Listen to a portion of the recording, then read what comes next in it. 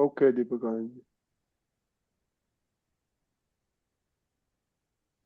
15 જુલાઈ,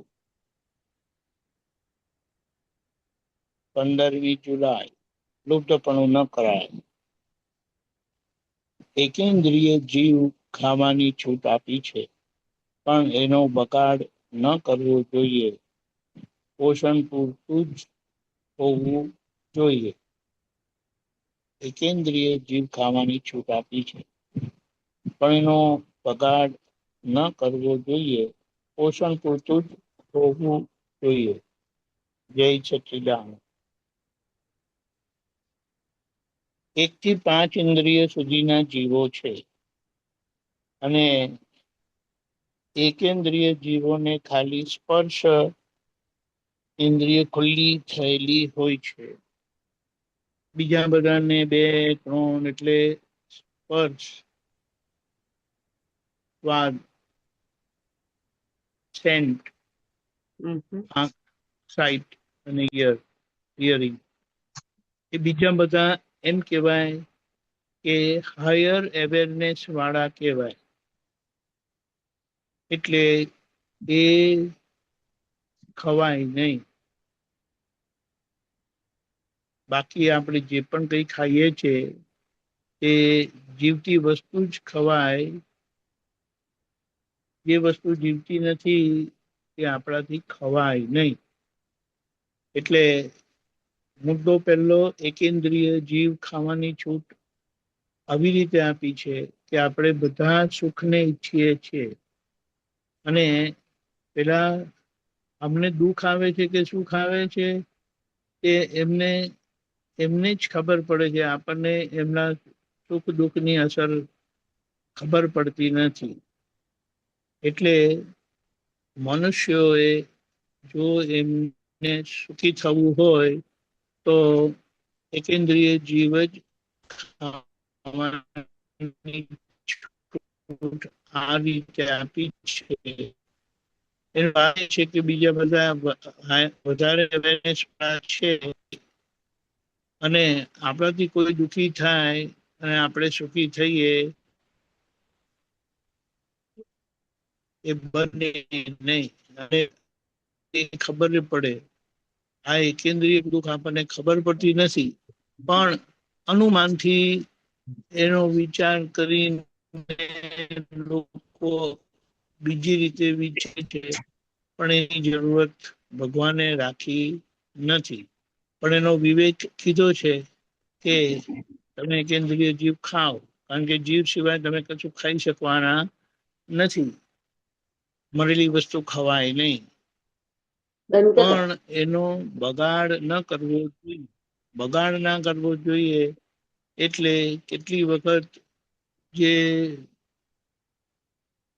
આપણે વધારે ખાઈએ છીએ એક કે પછી વધારે બનાવીને એને ફેંકી દઈએ છીએ, અને એટલા માટે એમ કે પોષણ પૂરતું જ હોવું જોઈએ. આમ બગાડમાં જે વધારે પડતું ખવાય છે એ જ લાગે છે અહીંયા.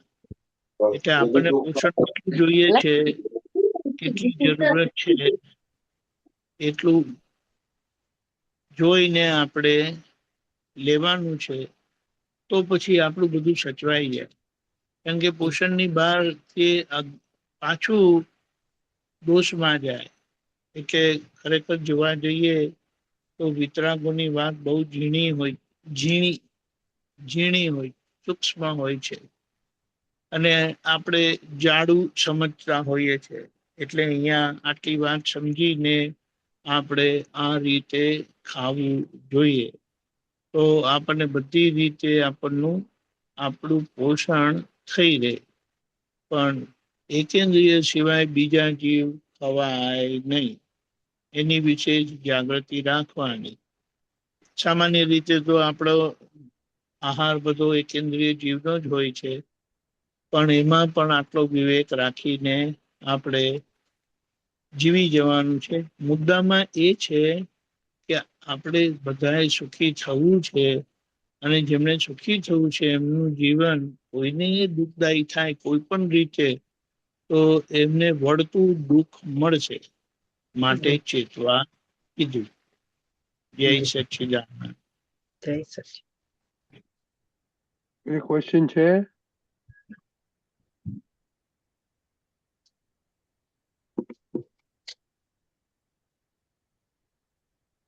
બોલો, આવું છે.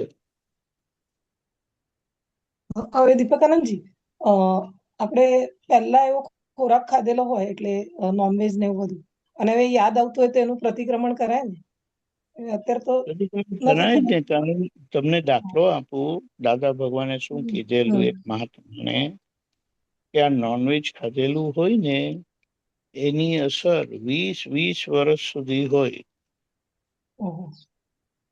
અને એ એ જે આવરણ લાવે છે હમ એનાથી જે આપણને આધ્યાત્મિક નુકસાન જાય છે એ બહુ ભારે છે.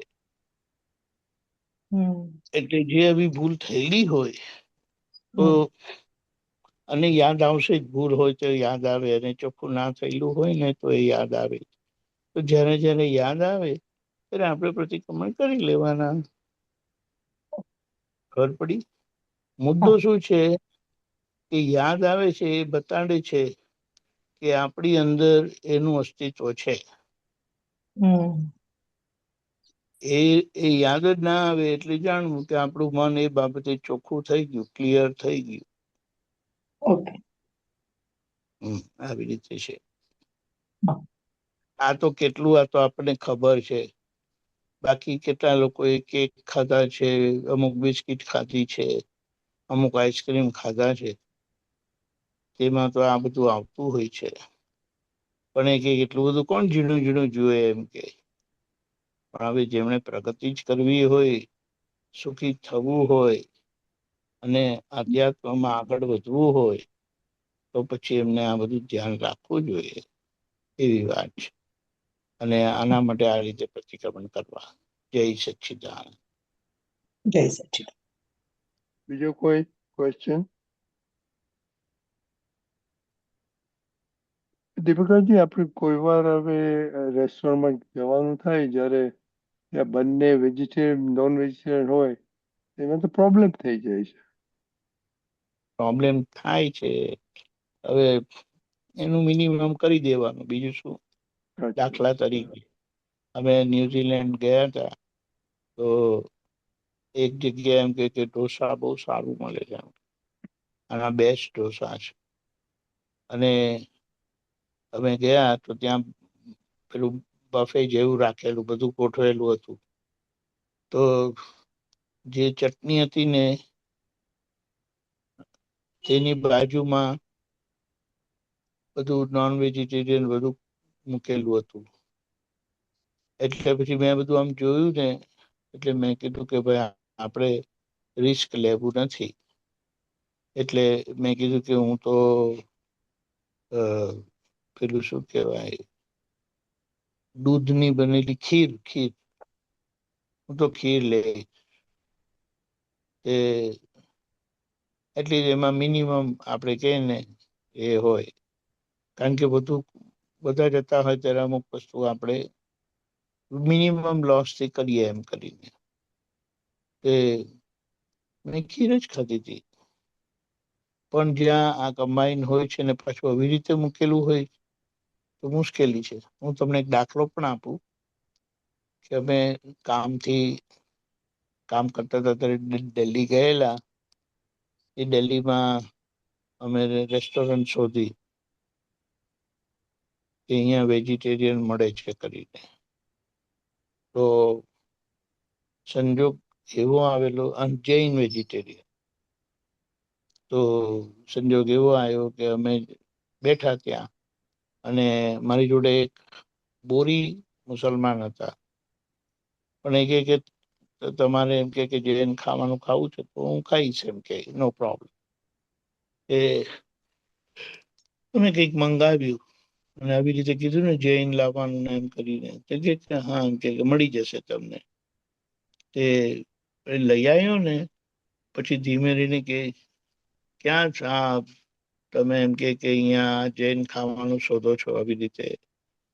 એમ કે તમને શું ખબર પડે કે તમારા ખાવાનામાં સુવરનો ચમચો ફેરવી દીધો હોય એમ કરીને, ઝોંક દિયા હોય તુમ્હારે ખાને મેં. હવે મુસલમાન સુવર ખાય નહીં, પીગ ખાય નહીં. અને પેલા એવું કીધું મને કે ચલો યહાં સે, એમ કે મુझे नहीं खाना है यहाँ.